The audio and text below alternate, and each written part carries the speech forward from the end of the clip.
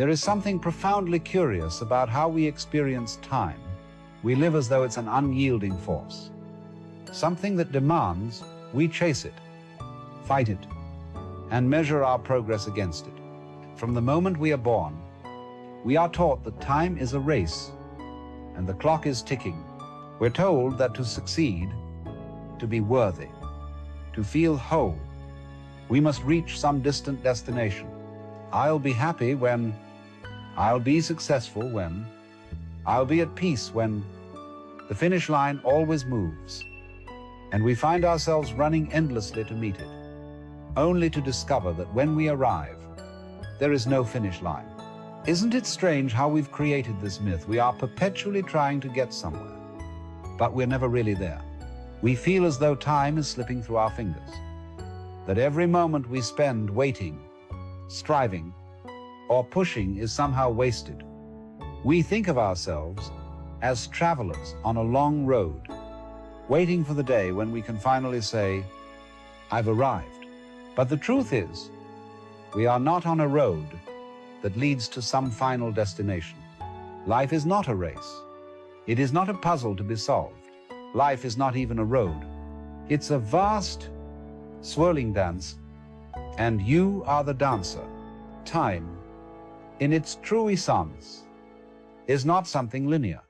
It does not rush ahead, pushing us forward into some future event. It does not drag us along in an endless, anxious march. No, time is a fabric, and we are woven into it, moving in harmony with its rhythm when we stop fighting it. The moment we stop straining against it, we begin to feel its natural flow. You see, time is not something you conquer. It is something you become. The illusion is this: you do not need to chase time. It is not something that passes you by. The truth is, it is always here, right now. In this very moment, there is no future where you'll suddenly feel complete. There is only the present, the only time that ever truly exists. All that you have ever sought, all that you have ever needed, is right here. But we miss it because we are so busy chasing what we think we don't have, what we think we are not. When you stop trying to outrun time, you realize that it has never been against you. It's always been carrying you, cradling you in its rhythm. What we call the future is simply a mental projection, a concept that doesn't exist outside of our minds. The past is merely a memory, a collection of images that we look back on and believe defines us. But none of it is real. The only reality is this moment, this breath, this heartbeat. You have always been exactly where you needed to be. The illusion that you are behind, that you are lacking, that you must strive harder, is the very thing keeping you from seeing this truth. You are not behind. You are not ahead. You are right here, exactly as you are meant to be. This is the first step in waking up, realizing that there is no race to win, nor destination to reach. You are not late. You are not early. You are exactly on time. The moment you stop trying to outrun time, you start to understand it, to dance with it, to realize that it is not a linear thing to conquer. It is a rhythm to be joined. How does that sound? Feel free to let me know if you'd like any revisions before we continue to the next section. Life is not a problem to be solved, nor is it a battle to be won.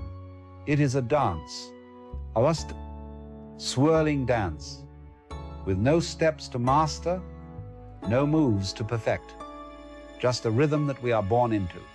But we have forgotten how to dance. Instead, we've tried to control the music, to dictate the tempo, to force our feet into steps. They were never meant to follow. The moment we begin to believe that life must be conquered, we lose the essence of it. We try to wrestle the world into our preferred shape, manipulating events, shaping people, and pushing time in the direction we think we need it to go. But life does not obey such commands. It does not bend to the will of the individual. Rather, it flows like a river, carrying us along in its current, whether we struggle against it or not. Think about it. A dance is not a series of mechanical motions. If you try to control every move, you will stiffen your body and lose the fluidity of the movement. The grace of the dance lies not in effort, but in surrender. It lies in stepping into the rhythm, letting the music move through you, trusting that the next step will arise without your having to force it. And in that surrender, there is freedom. To live life as a dance is to understand that we are not meant to control every outcome, every detail, or every relationship. Instead, we are meant to participate. We are meant to flow with the rhythm, trusting that we are part of something far larger than ourselves. The more we try to hold on to the reins, the more we disconnect from the true flow of life. We become obsessed with what is next, with what needs to happen, with what is missing, and in doing so, we miss the beauty of the moment that is unfolding right before us. When we let go of our desperate attempts to dictate the steps, life begins to reveal itself to us in a new way. We stop running ahead to the next thing, and we start being fully present with what is. This doesn't mean we cease to act or to move forward. It means we act from a place of alignment.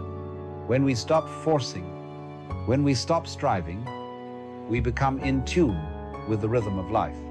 Action flows naturally, as effortlessly as a dancer moves across the floor, caught in the music's embrace.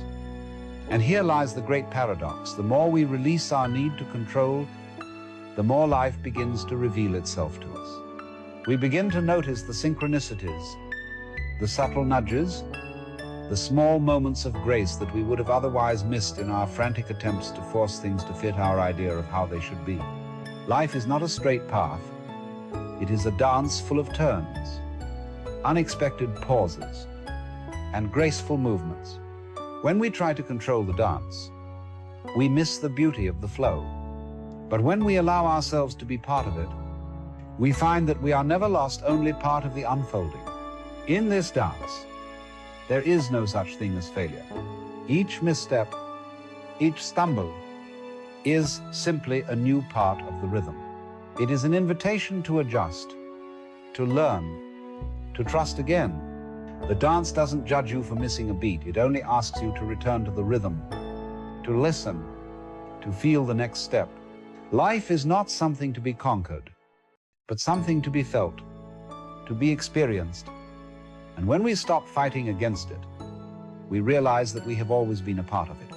So the next time life throws you off balance, don't rush to correct yourself. Don't strain to force the next step. Just pause, breathe, and listen.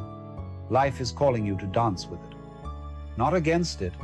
And when you do, you'll find that the rhythm was always there, waiting for you to join in. How does this section resonate with you? Let me know if you'd like to refine anything before we move on to the next part. We live in a world that constantly urges us to do more, be more, achieve more. We are taught that effort equals success, that happiness is something to be earned, and that peace is a prize won through struggle. We push ourselves, we hustle, we fight, believing that the harder we work, the more we'll be rewarded. But what if I told you that true power doesn't lie in doing more, but in doing less? What if I told you that the secret to mastering life is not in forcing it, but in allowing it? Relaxation is not a form of giving up. It is not passivity, nor is it laziness. It is a surrender to life's flow. Think of the ocean. Does it force the waves to crash? Does it strain to make the tide rise and fall? No. The ocean simply is. And in that being, it moves with the rhythm of the earth. It is effortless. The water does not fight the rocks. It simply moves around them. And the more you try to control life, the more you resist the very flow that carries you. Imagine trying to hold your breath underwater. You can't. It will only create tension, a sense of struggling against something much larger than yourself. Life, in its essence, is the same. It moves, it flows, It breathes. And when you stop trying to hold on to it, when you stop fighting to control it, you begin to move with it. The tension dissolves, and you find that you are not pushing against the current anymore. You are flowing with it in the quiet of relaxation. You are not giving up. You are allowing yourself to align with the rhythm of the universe. And when you do this, life begins to respond. You start to feel the ease that comes with surrender. Things that once felt like obstacles become opportunities. People who once seemed difficult to understand now seem like mirrors reflecting your own growth. You see, the universe is not a problem to be solved. It is a rhythm to be danced with. And when you stop trying to control it, it starts to work with you, not against you. Relaxation is the art of allowing life to happen without the constant need to interfere. It is not a withdrawal, but a return to the present moment.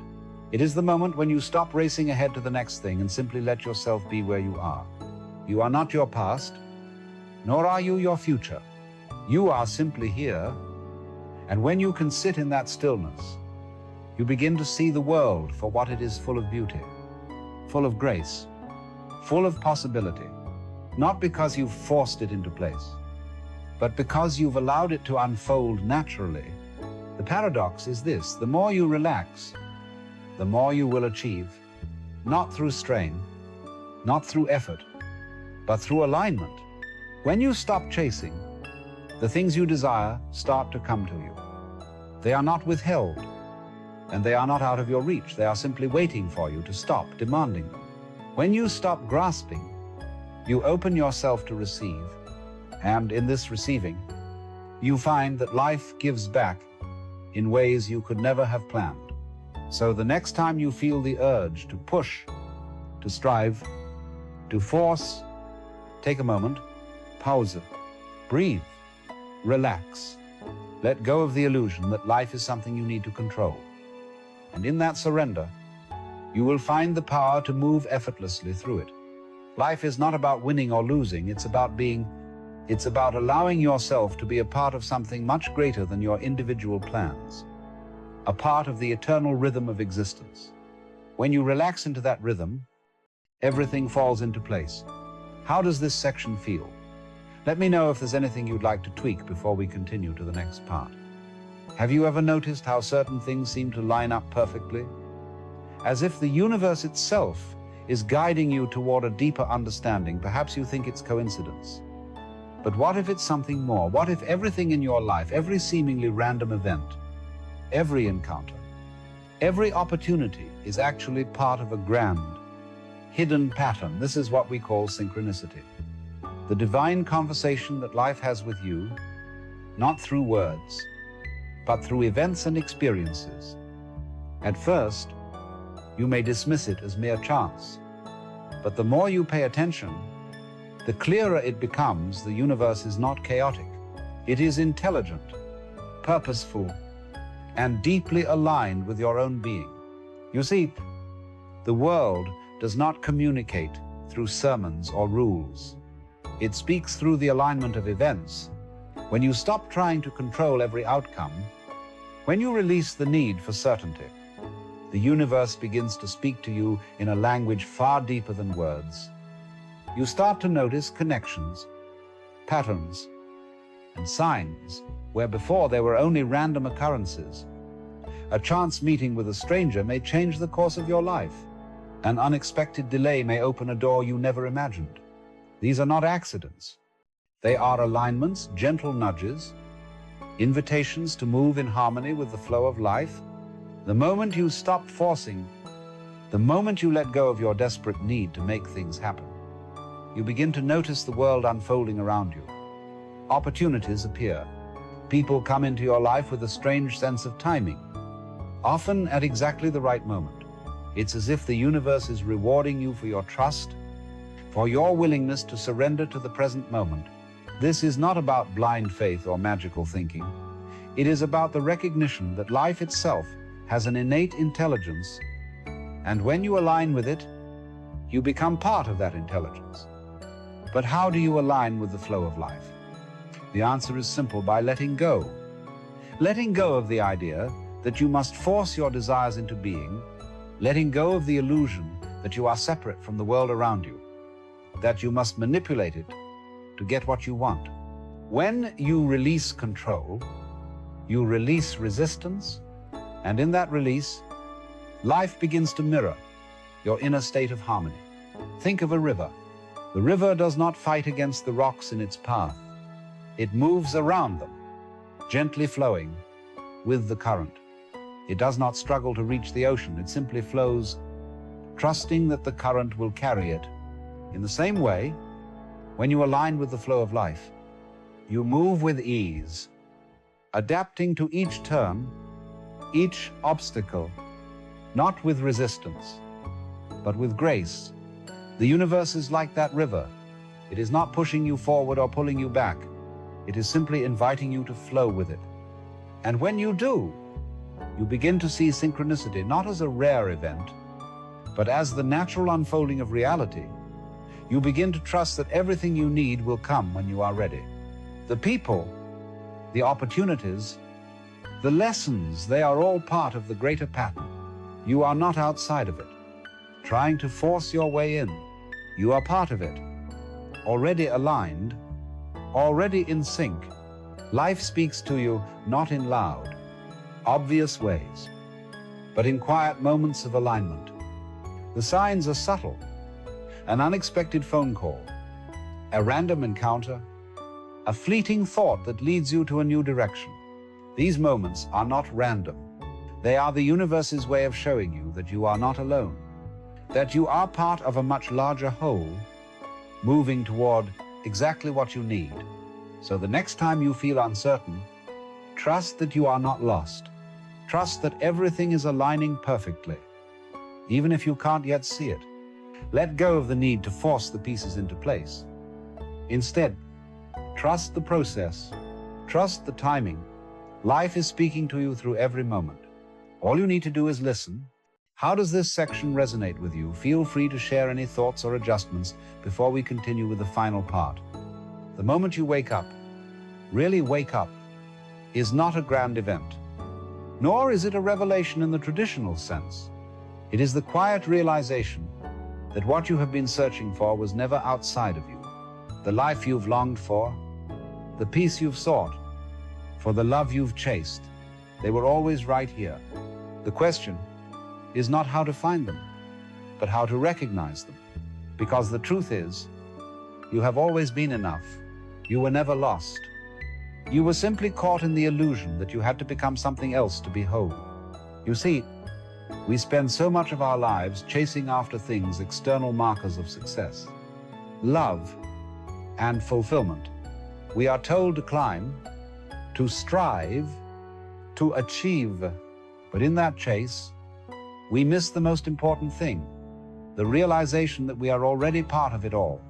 The very fact that we are here, breathing, experiencing, alive in this moment, means that we are already living the life we sought. Not in some future moment, not after we've achieved the perfect relationship or career or status, but right now, right here. To wake up is to stop pretending that you are incomplete. It is to stop seeking answers in the wrong places and to begin to trust that the answer has always been with you. It's easy to think that awakening requires some massive shift, some dramatic event, but it doesn't.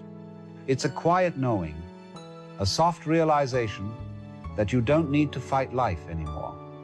You don't need to chase success or happiness. They are already here. This is the great paradox of life we think we must chase to achieve. Yet, it is in stopping, in letting go, that we find ourselves exactly where we are meant to be. This moment, the one you're in right now, is not a placeholder until something better arrives. It is the destination. The present moment is the most sacred place you can be. It is the only place where life actually happens.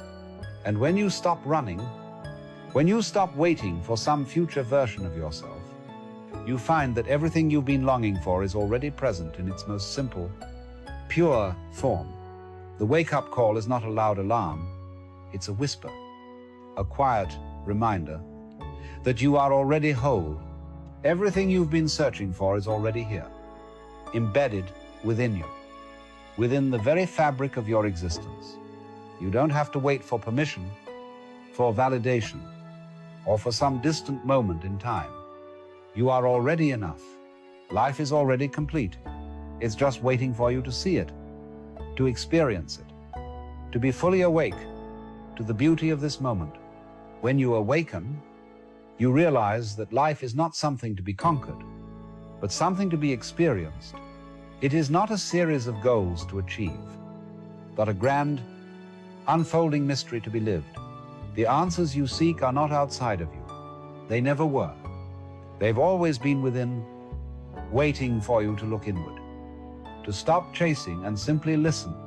This is the invitation to awaken, to stop seeking, to stop grasping, to stop believing that you need something more to behold. You are already part of the great dance of life. You are already enough. And when you stop looking for what you think you need, you discover that everything you've ever wanted is already here, unfolding in perfect time. And there we are. The final section. Does it feel like it captures the essence of what you were hoping for in this conclusion? Let me know if you'd like to tweak anything, or if you feel ready to take it to the next step.